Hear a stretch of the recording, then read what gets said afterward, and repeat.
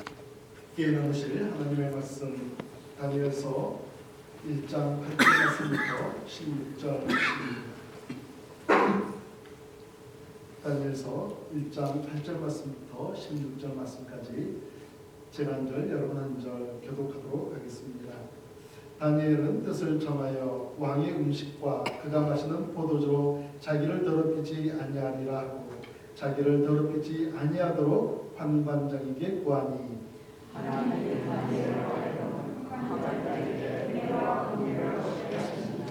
환관장이 다니엘에게 이르되 내가 내 주 왕을 두려워하노라. 그가 너희 먹을 것과 너희 마실 것을 지정하셨거늘 너희의 얼굴이 초췌하여 같은 또래의 소년들만 못한 것을 그가 보게 할 것이 무엇이냐. 그렇게 되면 너희 때문에 내 머리가 왕 앞에서 위태롭게 되리라 하니라.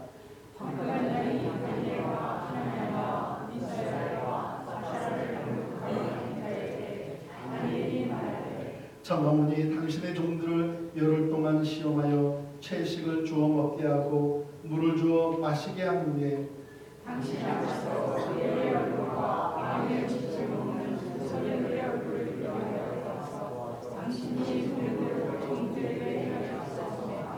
세 절 같이 읽겠습니다.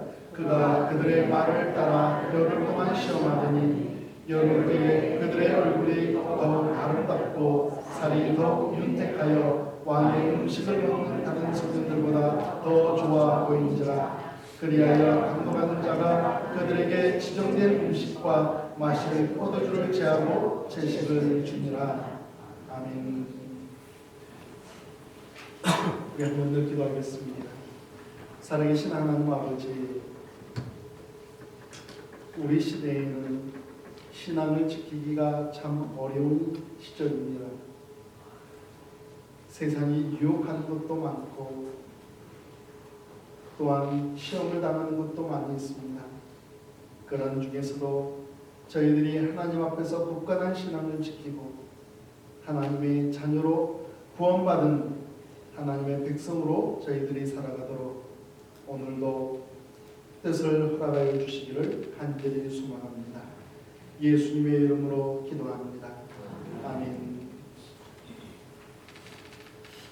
중국 내륙 선교의 개척자로 불리는 허디슨 테일러라는 선교사님이 있습니다. 그분은 중국 선교의 일생을 바친 선교사님입니다.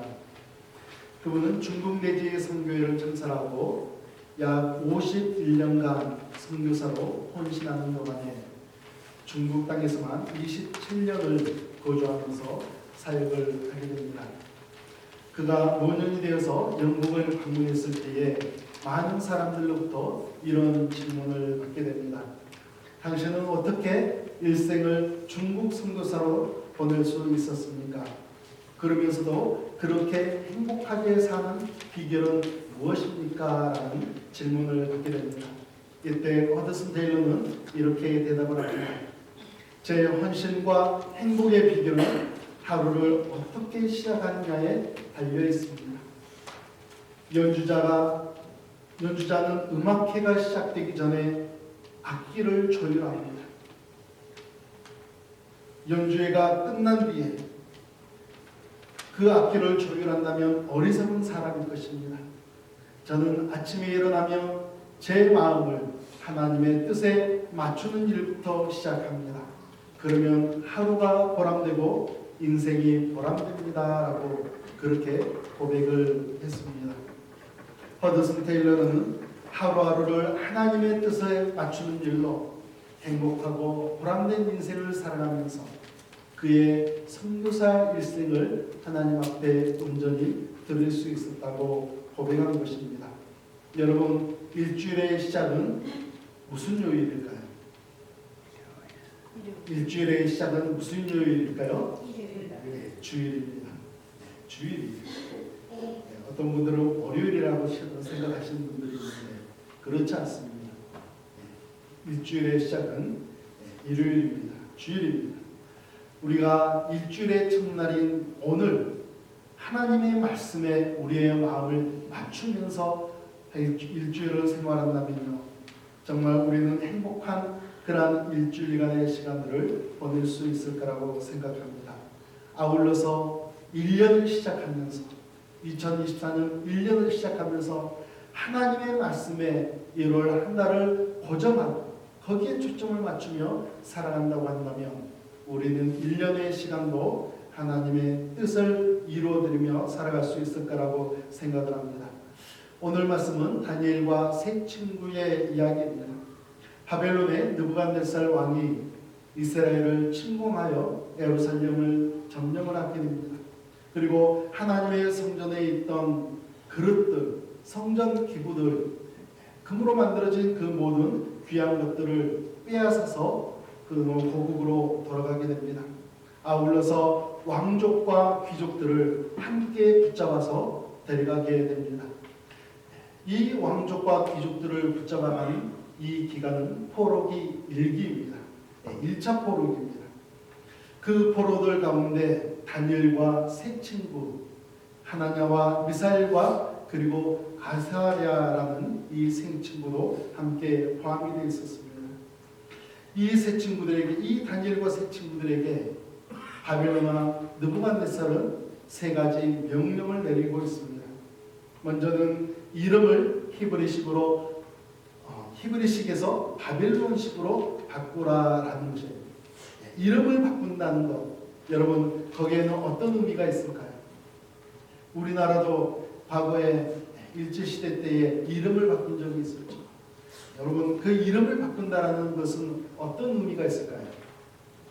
저는 정체성의 소멸이라고 생각을 합니다. 바빌론으로 붙잡아와서 이름을 바꾼다. 그 이름을 바꾸게 되면 그들의 이름 속에 있던 하나님을 향한 그 마음들, 그 정체성이 소멸이 된다는 겁니다.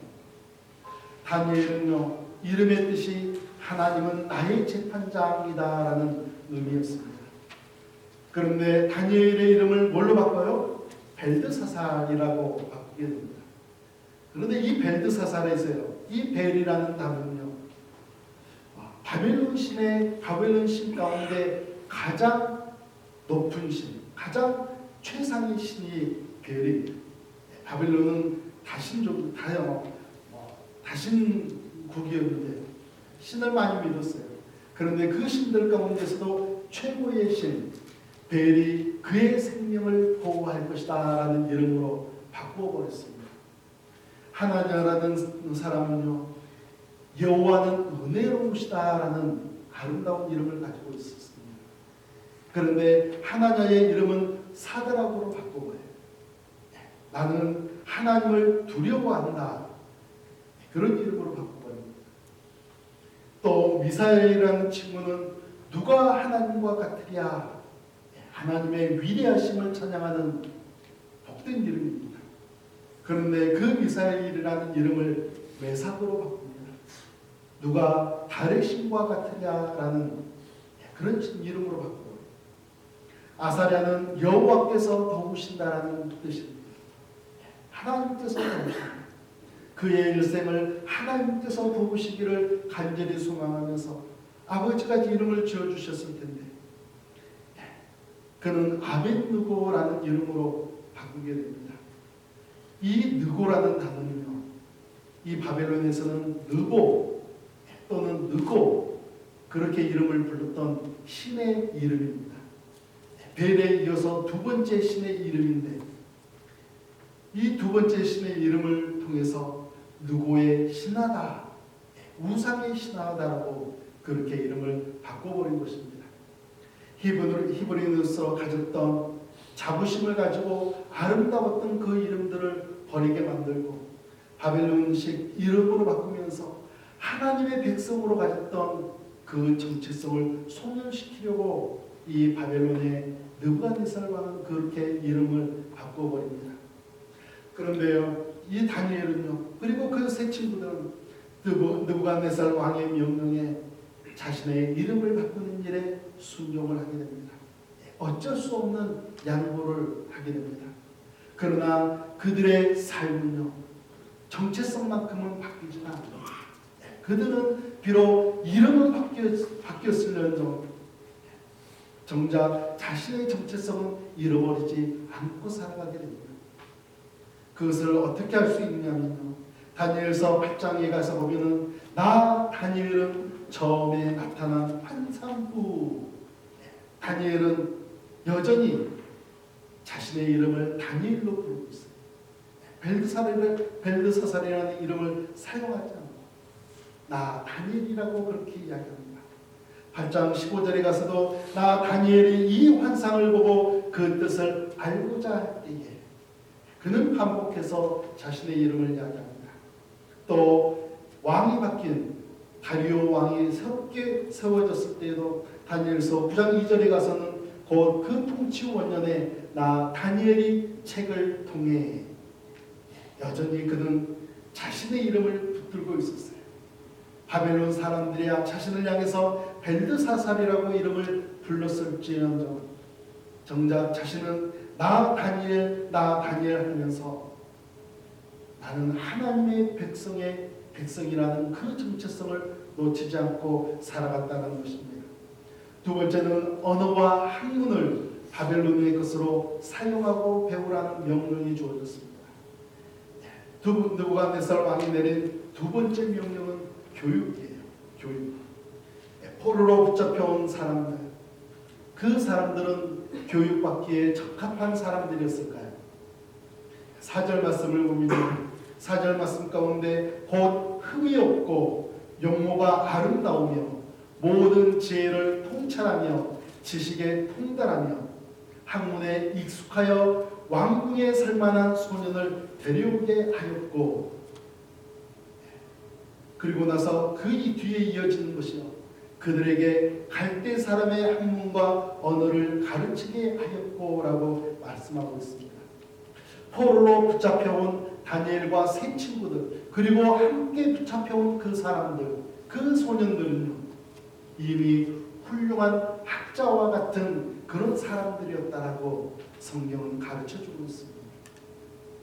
그들은 이미 아주 훌륭한 사람들, 아주 똑똑한 사람들이었어요.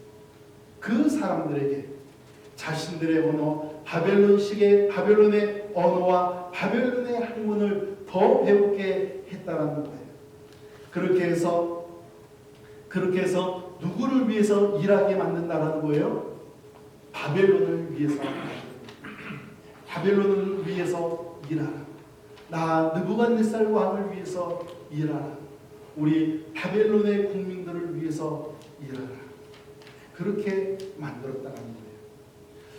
그런 사람을 그렇게 이렇게 쓰는 모습을 보게 되면요, 느부갓네살 왕은 참 위대한 왕인 것 같아요. 아주 훌륭한 왕인 것 같아요. 물론 그가 이방인의 왕이긴 했지만 사람을 기용하는 데 있어서 이렇게 지혜로운 사람들을 그냥 내버려 두지 않고 그냥 포로로 막연히 내버려 두는 것이 아니라 정말 자신을 위해서 사람을 기용할 줄 아는 아주 훌륭한 사람이었던 것 같습니다. 다니엘과 세 친구는 이 명령에 대해서도 양보하고 순종하는 모습을 보여주고 있습니다. 세 번째 주어진 명령은요, 왕이 주는 포도주와 음식을 섭취하라 였습니다. 앞선 두 가지 명령에 대해서 다니엘과 세 친구는 양보하고 순종했지만, 그러나 이 세 번째 명령만큼은 양보하지 않고 아주 단호한 결단을 내리고 있는 것을 보게 됩니다. 이 결단을 내리는 데는요, 두 가지 이유가 있습니다. 그들이 포도주를 먹지 않겠다, 그리고 왕이 지정한 음식을 먹지 않겠다라고 하는 데는 두 가지 이유가 있는데요. 하나는요, 포도주가 영적인 감각을 둔하게 만들고 또 영적인 감각을 마비시키기 때문에 그들은 그 포도주 마시기를 그들은 거절했다는 것입니다. 시편 잠언 말씀에 보면은 르무엘 왕이라는 왕이 등장하는데 그의 어머니가 이런 조언을 해요. 왕인 아들에게 이런 조언을 하는데요. 르무엘아, 포도주를 마시는 것이 왕들에게 마땅하지 아니하고 왕들에게 마땅하지 아니하고 독주를 찾는 것이 주권자들에게 마땅하지 않도다. 술을 마시다가 법을 잊어버리고 모든 권관자들의 성서를 굽게 할까 두려우니라 라고 그렇게 이야기하고 있습니다. 여기서 이 어머니가 강조하는 것은요, 왕들에게 마땅하지 않냐고, 왕들에게 마땅하지 않냐고 두 번이나 반복하고 있다는 사실이에요. 포도주를 마심으로 말미암아서 국민들을 다스리는데 지장을 받을까 봐서 이것은 옳지 않다라고 이야기를 합니다. 마찬가지로 다니엘도 마찬가지로 자신의 영성을 지키기 위해서, 내가 하나님 앞에서 올바르게 서 있기 위해서 그는 자신은 이 포도주를 마시지 않겠습니다라고 결단을 하고 있다는 사실입니다. 두 번째는 왕이 주는 음식을 거부하는 것은요, 하나님 앞에 가증하게 되고 부정하게 되는 음식들이 이미 거기에 존재하고 있었기 때문입니다. 레위기서에 보게 되면 색임제라는 것이나 굽이 갈라진 것을 충족하지 못하는 짐승은 먹지 말라, 지느러미와 비늘이 없는 것은 부정하다라는 그런 음식에 관련된 규례들을 가르쳐주고 있습니다. 신명기 12장 23절과 24절에 가서도요, 다만 크게 삼가서 그 피는 먹지 말라, 피는 그 생명인즉 내가 그 생명을 고기와 함께 먹지 못하리니 너는 그것을 먹지 말고 물같이 땅에 쏟아라 라고 음식에 대한 규례를 가르쳐주고 있습니다. 그러면서 하나님 앞에서 부정하게 되는 음식들이 있다는 것, 그리고 그 당시에 왕이 먹는 음식은요, 대다수가 제사를 지내고 나서 나오는 그런 음식이었기 때문에 다니엘은 또 세 친구는 우리는 왕이 베푸는 음식들을 먹지 않겠습니다. 우리는 우상 앞에 드려진 그 제물들을 먹지 않겠습니다라고 결단을 했다는 것입니다. 사랑하는 성도 여러분, 이 다니엘과 세 친구는요, 그들은 8절 말씀에서 이야기한 것처럼 우리는 뜻을 정하였습니다라고 그렇게 고백하고 있습니다. 뜻을 정하다라는 말은 무슨 뜻이겠습니까? 나는 죽기를 각오했습니다. 나는 죽기를 각오하고 내 마음을 확고하게 굳혔습니다 하는 그런 의미 아니겠습니까? 하나님께서는요, 하나님과의 선한 관계를 유지하기 위해서 하나님 앞에서 헌신하기를 결단하는 자녀들의 그 삶을 우리 하나님께서는 결코 외면하지 아니하시고 그 결단 위에 은혜를 부어주시는 하나님이신 줄 믿으시기 바랍니다. 오늘 저는 이라는 배경을 가지고 두 가지 말씀을 여러분과 함께 나누고자 합니다. 첫 번째는 마음에 확정하고 입술로 선포하라입니다. 마음에 확정하고 입술로 선포하라.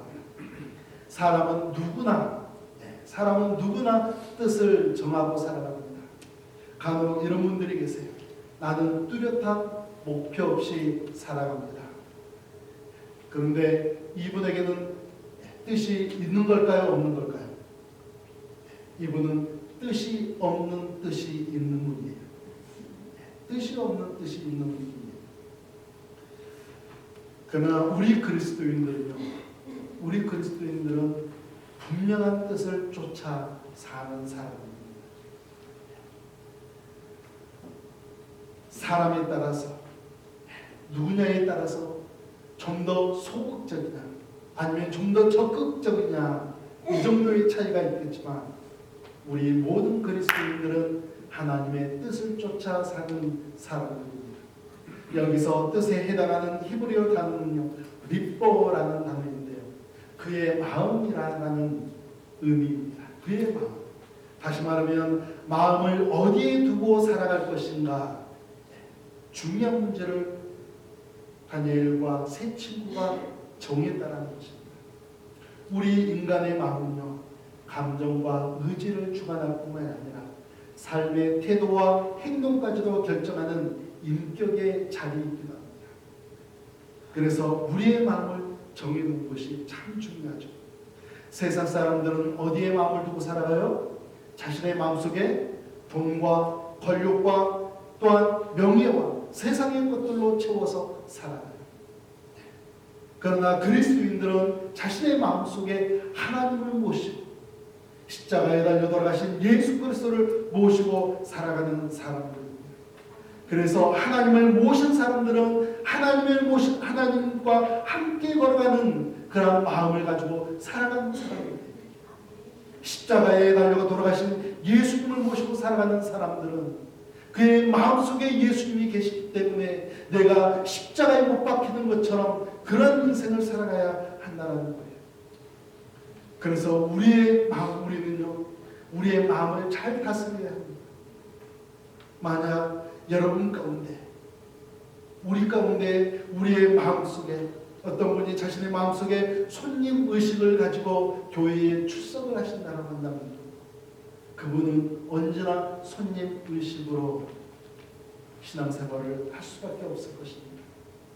말하는 것도 행동하는 것도 잠깐 들렀다 떠나는 사람처럼 그렇게 이야기할 것입니다. 그러나 주인의식을 가지고 교회에 출석하는 사람은요, 주인처럼 행동해요.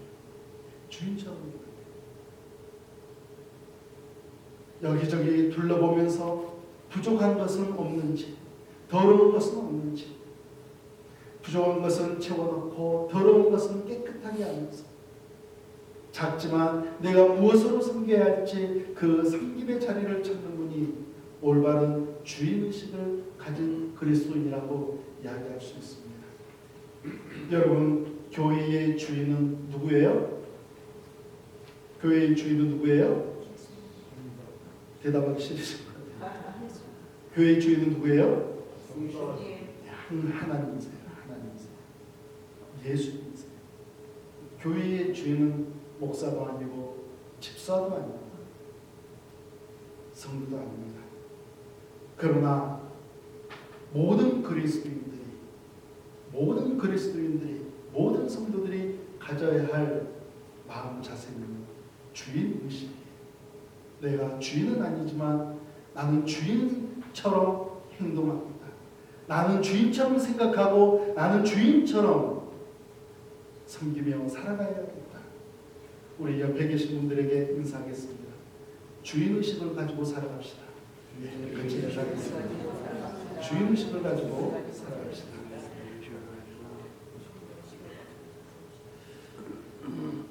여러분, 우리 그리스도인들이 분명하게 주인 행세를 해야 할 것 가운데 하나는요, 내 신앙입니다. 내 신앙. 내 신앙에 있어서 뚜렷한 주인의식을 가지고 내 신앙을 잘 돌보는 사람이 진정 아름다운 그리스도인이라고 이야기할 수 있습니다. 다니엘과 세 친구들, 그들은 몇 살쯤 되었을까요?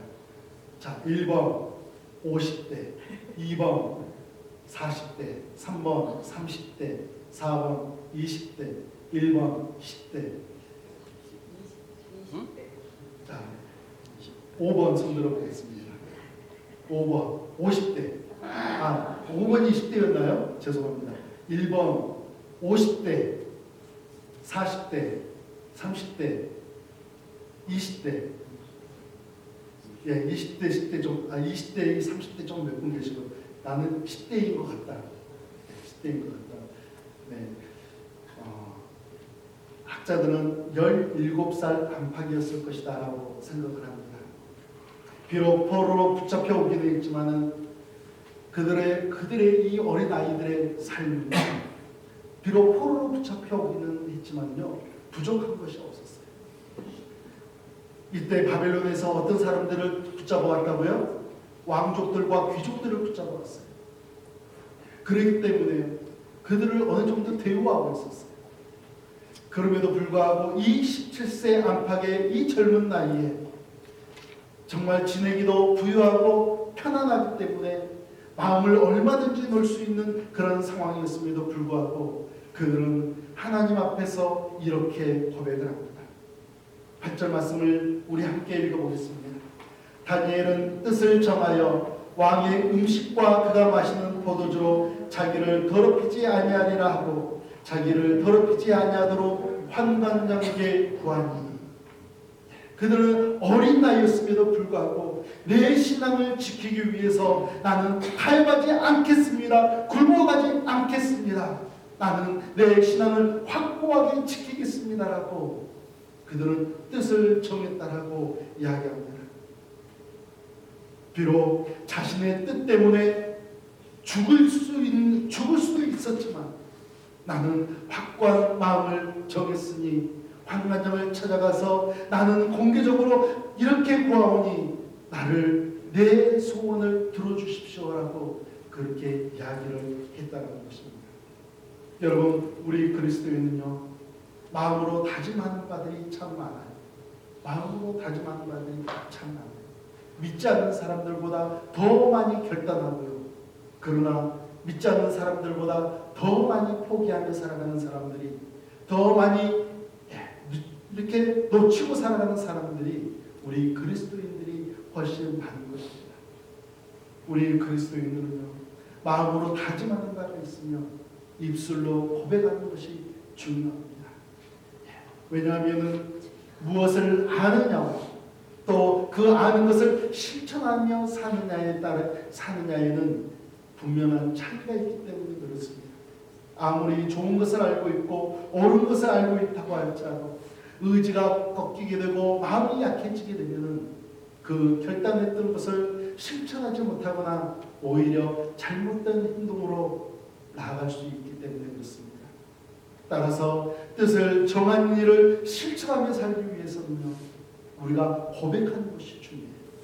첫 번째는 하나님께 고백하고, 두 번째는 이렇게 묻고 또 하나님 앞에 구하는 것을 좋아하세요. 여러분, 그리스도인들 가운데는요, 하나님의 지혜가 필요 없을 만큼 경건하고 올바른 사람이란 존재하지 않습니다.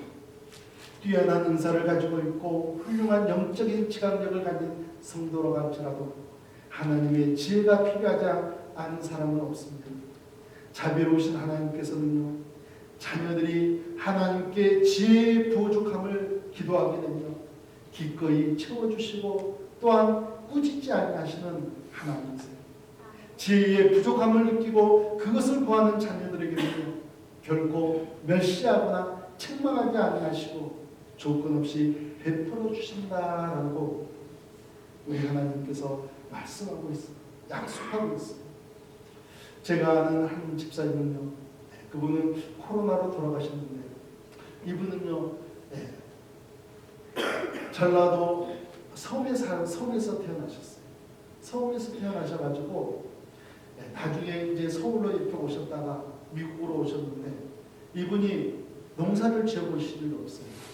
그런데 너무나 이 미주리에서 사시면서 이게 무엇을 해야 될지 모르고 있다가 농사를 짓기 시작하신 거예요. 그래서 원 에이커의 땅에 농사를 짓고 그러면서 생활을 해나가셨는데요.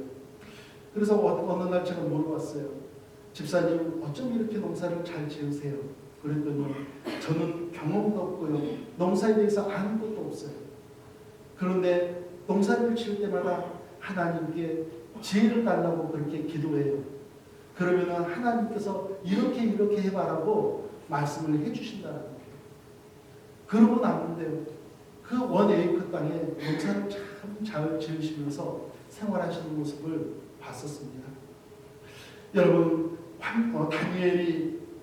다니엘이 이제 왕의 명령 앞에서 그리고 자신의 뜻을 정해놓고 그 중간 사이에서 그 왕의 명령을 어겼을 때는 어떤 결과가 주어져요? 죽게 돼요. 만약 거기서 쫓겨나게 되면요, 그는 3년 동안 다른 곳에 가서 막노동을 하면서 살아가야 하는 어려움이 처해 있었어요. 그럼에도 불구하고 그는 하나님 앞에서 지혜를 구하면서 자신의 뜻을 정해놓고 환관장 앞에 나아가기까지, 그 도움을 요청하기까지 그 중간에는 틈이 있지 않겠습니까? 그 틈 사이에 저는 분명히 다니엘은 하나님 앞에 나가서 기도했을 거라고 생각을 합니다. 하나님 앞에서 간절한 기도를 구하고 지혜와 도우심을 구하는 기도를 드리면서 하나님, 저희들을 도와주세요. 저희들은 신앙을 지키고 싶습니다. 순진하게 지키고 싶은데 이 상황을 어떻게 헤쳐나가야 할지 모르겠습니다. 하나님 도와주세요, 도와주세요 하면서 그렇게 간구했을 것입니다. 여러분, 하나님은 귀가 어두우신가요? 밝으신가요? 하나님은 귀가 밝으세요. 심지어 우리의 마음속으로, 겉으로 내지 않고 마음속으로 기도하는 소리까지도 우리 하나님께서는 민감하게 들으시고 응답해 주시는 하나님이세요. 시편 32편 6절 말씀에 가서 보면 이로 말미암아 모든 경건한 자는 주를 만날 기회를 얻어서 주께 기도할지라. 진실로 홍수가 범람할지라도 그에게 미치지 못하리이다 라고 가르쳐주고 있습니다. 더 나아가서 주는 나의 은신처이오니 환난에서 나를 보호하시고 구원의 노래도 나를 부르시리이다 라고 말씀하고 있습니다. 하나님 앞에 기도하게 되면 홍수도 범람하지 못한다라고 하나님께서 약속하고 계시고, 주는 나의 은신처시오니 환난에서 나를 보호해 주신다라고 우리 하나님 약속해 주고 있습니다. 다니엘과 세 친구, 그들을 포함한 바벨론 왕국에서 교육을 받는 교육생들에게는요, 왕의 음식과 포도주를 먹는 일에 왕의 명령이었기 때문에 그들에게는 피할 길이 보이지 않았습니다. 그러나 환관장이요 이렇게 이야기합니다. 10절 말씀을 보면은 환관장이 다니엘에게 이르되 내가 내 주 왕을 두려워하노라. 그가 너희 먹을 것과 너희 마실 것을 지정하셨거늘 너희의 얼굴이 초췌하여 같은 또래의 소년들만 못한 것을 그가 보게 할 것이 무엇이냐. 그렇게 되면 너희 때문에, 누구 때문에요? 너희 때문에 내 머리가 왕 앞에서 위태롭게 되리라 하니라. 그가 너희 먹을 것과 마실 것을 지정하셨다. 이미 왕의 명령이 떨어졌다는 겁니다. 그러나 너희들이 그것을 행하지 않고 너희들의 얼굴이 어느 날 초췌한 모습으로 변하게 되면 나는 너희들 때문에 내 머리가 왕 앞에서 위태롭게 된다. 나는 내 하나밖에 없는 생명을 빼앗기게 된다라고 이야기하고 있습니다. 만약 제가 그 환관장이었다고 한다면 저는 청을 거부했을 거예요. 저는 청을 거부했을 거예요. 저는 왕에게 순종했을 거라고 생각을 합니다. 그 환관장도 마찬가지로 얼마든지 다니엘의 청을 거부할 수 있었습니다. 그러나 이 순간에 하나님께서는 놀라운 간섭을 하시게 됩니다. 하나님께서는 놀라운 개입을 하세요. 하나님께서 이런 극단적인 상황 속에서 네 가지 은혜를 베풀어 주시는 모습을 발견할 수가 있어요. 첫 번째는 환관장 아스부나스의 마음을 바꾸어 주십니다. 9절 말씀을 보면 하나님이 다니엘로 하여금 환관장에게 은혜와 긍휼을 얻게 하신지라. 무엇을 얻었다고요? 은혜와 긍휼. 이 일을 누가 하셨어요? 하나님이 하셨어요. 하나님이 환관장의 마음을 바꾸어서 은혜와 긍휼을 얻게 하셨다. 하나님이 역사하셨다는 거예요. 다니엘의 부탁에 대해서 환관장이 자신의 목숨을 내놓을 일이 아니었지만, 다니엘의 부탁을 들어줄 일 만무했지만, 오히려 왕의 명령이었기 때문에 다니엘 너가 뜻을 꺾어야 한다라고 이야기하고 다니엘에게 벌을 주어야 할 상황이었지만, 그런 위태로운 상황 속에서 오히려 하나님의 개입하심으로 말미암아서 환관장의 마음을 만져주심으로 말미암아서 그의 마음속에 은혜와 긍휼이 넘치게 되었다. 환관장이 그래 한번 네가 이야기한 대로 해보자, 이렇게 바뀌어졌다는 것입니다. 두 번째 은혜는요, 다니엘과 세 친구들의 얼굴을 윤택하게 만드셨어요.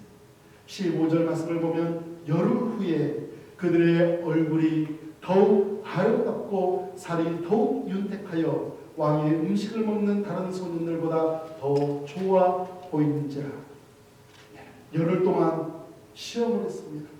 왕의 음식과 포도주를 마시는 대신에 채소와 물만 마시는 시험을 거친 후에 채식만으로도 다른 소년들보다 더 얼굴을 윤택하게 만드시는 하나님. 이 일을 누가 하셨다고요? 하나님이 하셨어요. 하나님이 하시는 겁니다. 마태복음 7장 11절에서는요. 하나님께서 여러분과 저에게 이런 말씀을 하세요. 너희가 악한 자로도 좋은 것으로 자식에게 줄 알거든 하물며 하늘에 계신 너희 아버지께서 구하는 자에게 좋은 것으로 주시지 않겠느냐. 하나님은 우리의 아버지십니다. 우리에게 좋은 것을 주시는 분이세요. 여러분 믿으시기 바랍니다.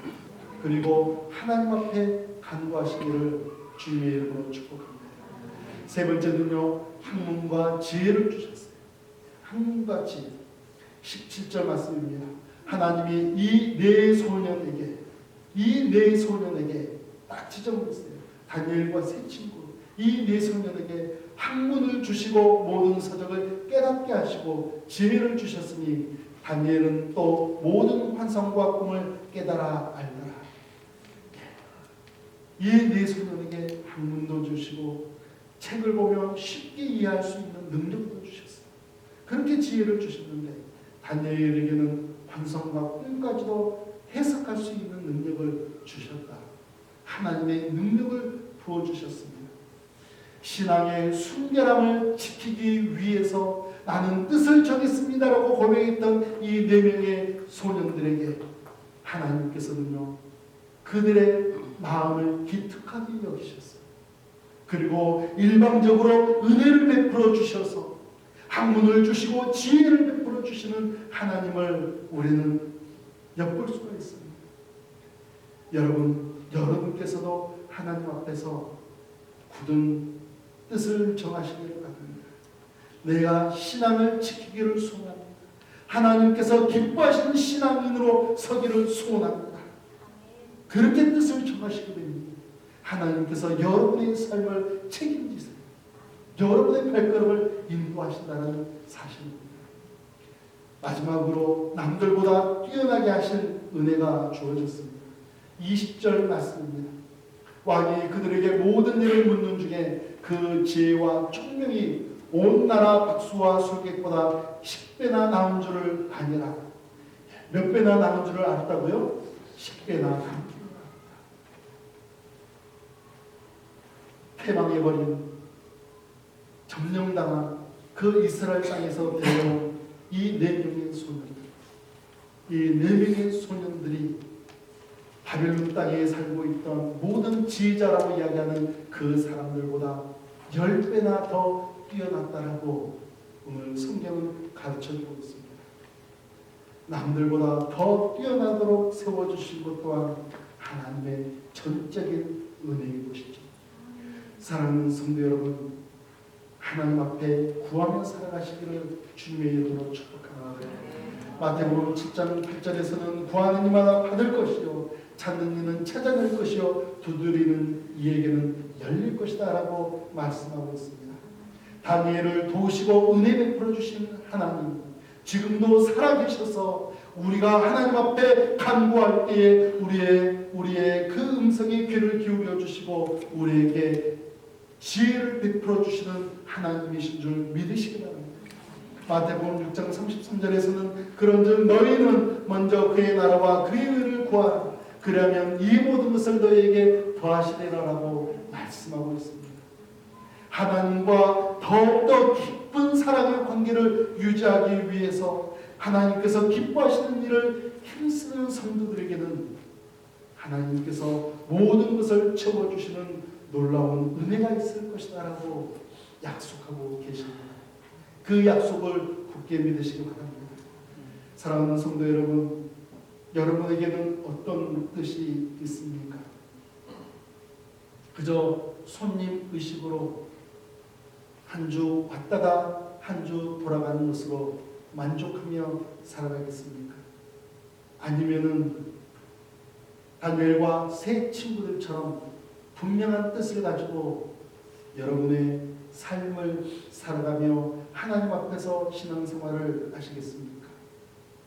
하나님을 향하여서 여러분의 신앙을 보여드리시면서 지혜가 부족할 때는 하나님께 간구하시면서 하나님의 충만하신 은혜를 경험하시는 올 한 해가 되시기를 예수님의 이름으로 축복합니다.